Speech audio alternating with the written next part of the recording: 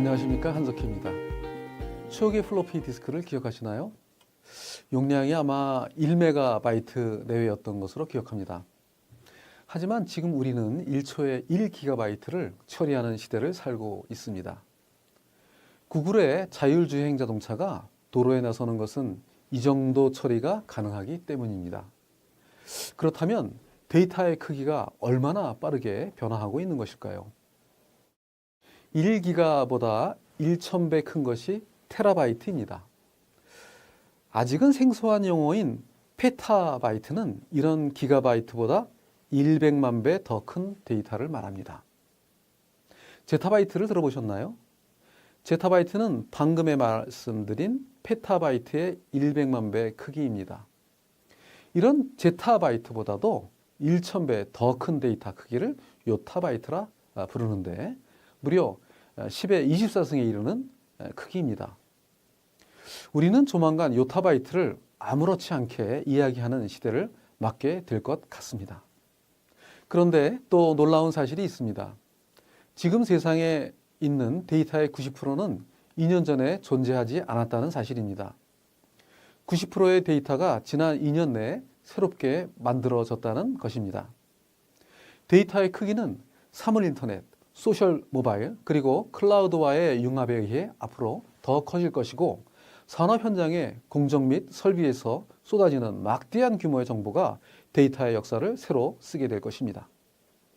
현재 1조 개에 달하는 모든 사물과 기기가 매일 각각 2.5GB의 데이터를 생성하고 있다고 생각해 보십시오. 현기증이 날 정도입니다. 현재 전 세계적으로 기계가 생성한 데이터의 양은 8.5제타바이트 수준이며 2020년에 이르면 40제타바이트에 이를 것으로 추정되고 있습니다. 그때가 되면 기계가 생성한 데이터 양이 우리 인간이 그간 생성해 놓은 모든 데이터의 양의 40%에 이르게 될 것입니다. 이런 데이터는 형태에 따라 정형 데이터, 비정형 데이터, 정적 데이터, 동적 데이터 등으로 나뉘어집니다. 정형 데이터는 숫자, 문자 등을 말하고 비정형 데이터는 음악, 이미지, 사진, 영상과 같은 것을 말합니다. 정적 데이터는 데이터의 내용이 변하지 않는 형태를 말합니다. 이런 데이터는 과거에 일어난 사실이므로 데이터를 토대로 예측을 하고 다시 깊이 있는 분석을 하는 과정을 거치게 됩니다. 그리고 다시 가설을 세우는 프로세스를 반복하게 됩니다. 의류업체 자라가 사용하는 방식입니다. 이에 반하여 동적 데이터는 데이터의 내용이 시시각각 바뀌는 데이터입니다.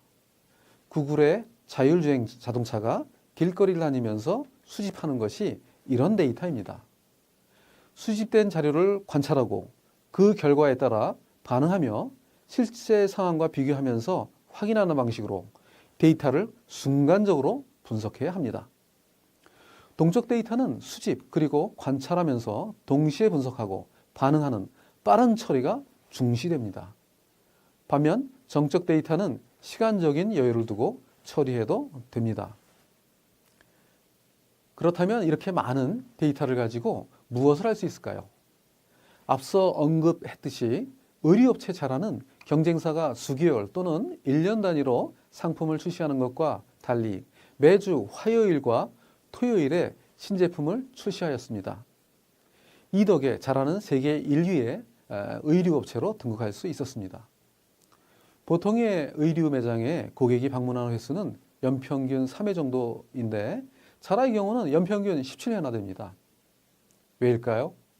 자라에 자신이 원하는 옷이 더 많기 때문입니다. 약 3,000가지 종류를 가진 일반 의류 회사와 달리 자라가 제공하는 옷은 대략 1만 가지가 넘습니다. 자라는 시장이 원하는 옷이 무엇인지를 빨리 파악하고 빨리 제품으로 만들어 제공하는 것으로 차별화를 꾀했습니다. 그렇게 옷의 수가 많아도 재고는 적어 손실이 적습니다. 비결은 데이터 처리와 분석에 있습니다. 뉴턴은 학생들에게 개별화된 학습을 지도하는 개인 교사와 같은 서비스를 제공합니다. 참고로 뉴턴은 2010년 세계경제포럼에서 소개된 세계적으로 주목받는 벤처기업입니다. 이 회사는 학생의 반응을 데이터로 수집해서 패턴을 만들고 이를 활용하여 학생 눈높이에 맞는 학습을 추천하는 방식의 서비스를 제공합니다.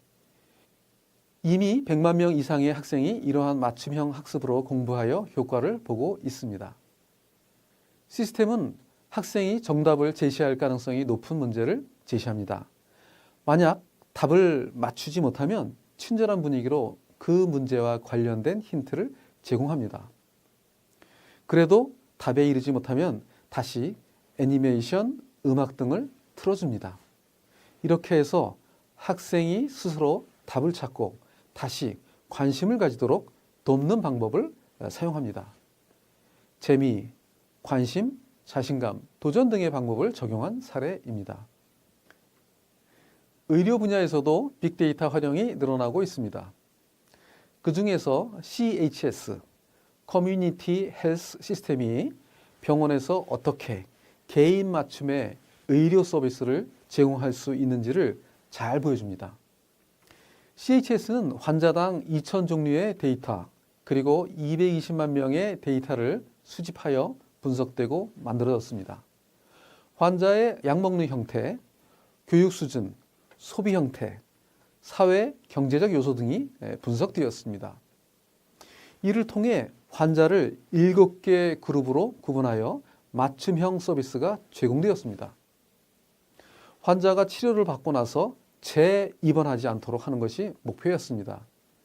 이 시스템의 적용으로 병원의 평판이 좋아지고 입소문이 나면서 이 병원을 찾는 환자가 더 많아지고 있다고 합니다. 이처럼 빅데이터는 여러 분야에서 광범위하게 활용됩니다. 이를 겨냥한 비즈니스 모델들도 하나둘씩 등장하고 있습니다. 그러나 이런 비즈니스를 할 정도의 시스템과 능력을 갖추는 것은 결코 쉬운 일이 아닙니다. 데이터 마이닝, 기계학습, 통계분석, 최적화 이론 등 전문적 지식이 체계적으로 쌓이고 구축되어야 이런 서비스를 제공할 수 있게 되는 것입니다. 그래서 빅데이터 결과를 사용하려는 기업에서는 빅데이터 분석을 누가 할지 투자 대비 효과를 따져봐야 합니다. 즉, 스스로 할지 외부에 맡길지 따져봐야 합니다. 솔루션 비즈니스를 추진할 것이 아니라면 빅데이터 분석 자체는 외부에 맡기고 분석의 결과는 자신들이 여건에 맞도록 활용하는 것이 합리적일 수 있습니다. 어찌되었든 이제 빅데이터는 눈앞의 현실이 되었습니다. 이에 대한 이해도를 높여가며 빅데이터를 어떻게 사업에 활용할지를 고민하기 시작해야 합니다. 감사합니다.